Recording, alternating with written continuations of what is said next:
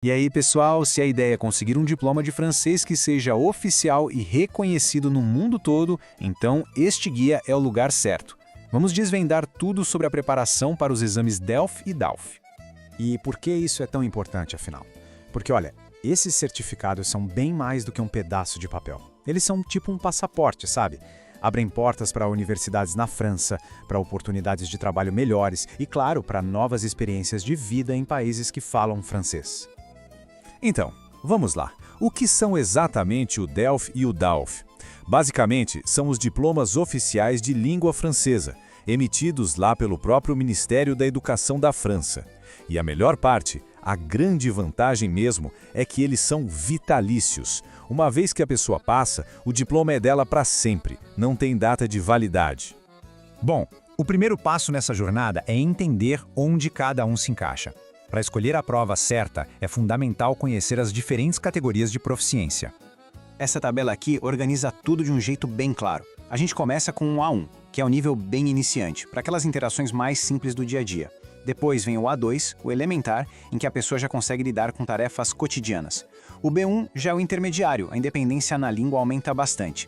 E aí a gente chega no B2, o independente avançado. Fica de olho nesse, porque é o nível que muitas universidades francesas exigem para admissão, então é um objetivo bem comum.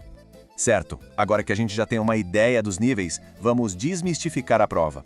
O que exatamente esperar no dia do exame? Vamos dar uma olhada na estrutura.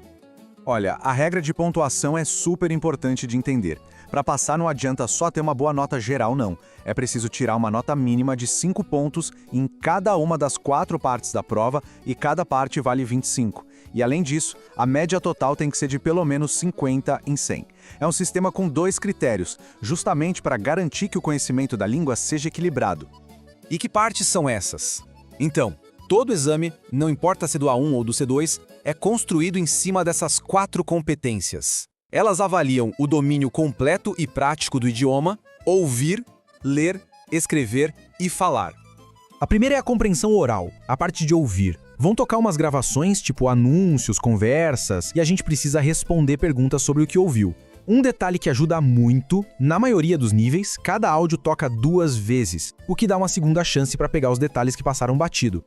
E esse slide traz uma dica que é ouro puro, gente. É uma estratégia simples que faz toda a diferença. Sempre leia as perguntas antes de o áudio começar. Isso já prepara o cérebro, já direciona o foco para capturar exatamente as informações que a gente precisa. Agora vamos para a segunda competência, a compreensão escrita. Aqui, a complexidade dos textos vai aumentando conforme o nível sobe. No A1 e A2, podem ser mensagens mais curtinhas. Já no B1 e B2, o desafio é maior, com artigos de opinião. A dica aqui é passar o olho rápido pelo texto, buscar as palavras-chave, sem tentar entender cada frase perfeitamente. A terceira parte é a produção escrita. No A1, pode ser algo mais simples, como escrever um cartão postal. Já no B2, a coisa fica mais séria. Espera-se a redação de um ensaio. Mas, em qualquer nível, o que os avaliadores querem ver é uma estrutura clara. Tem que ter introdução, desenvolvimento e uma conclusão bem definidinha. E por último, mas não menos importante, a produção oral. Nos níveis A1 e A2, o foco é mais em uma apresentação pessoal e em simular uma situação do dia a dia. Já no B1 e B2, a avaliação é mais complexa. Envolve apresentar um tema e depois debater. A chave aqui não é só apresentar, é defender um ponto de vista e interagir com os argumentos do examinador, mostrando flexibilidade. Ok, já entendemos os níveis e a estrutura da prova. Agora, como é que a gente transforma esse conhecimento todo em sucesso? Vamos passar para as estratégias que podem realmente fazer a diferença na hora H. Aqui temos 3 táticas que são cruciais. Primeiro, gestione o tempo. Não fique preso em cada palavra desconhecida. Busque a ideia geral.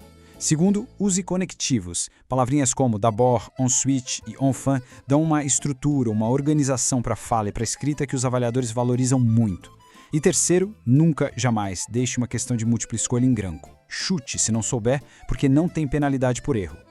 Então, resumindo, os pontos mais importantes para a gente guardar são: primeiro, os diplomas são para a vida toda, um super investimento. Segundo, o sucesso depende de um desempenho equilibrado nas 4 competências. E terceiro, usar estratégias inteligentes no dia da prova é tão crucial quanto o próprio conhecimento do idioma.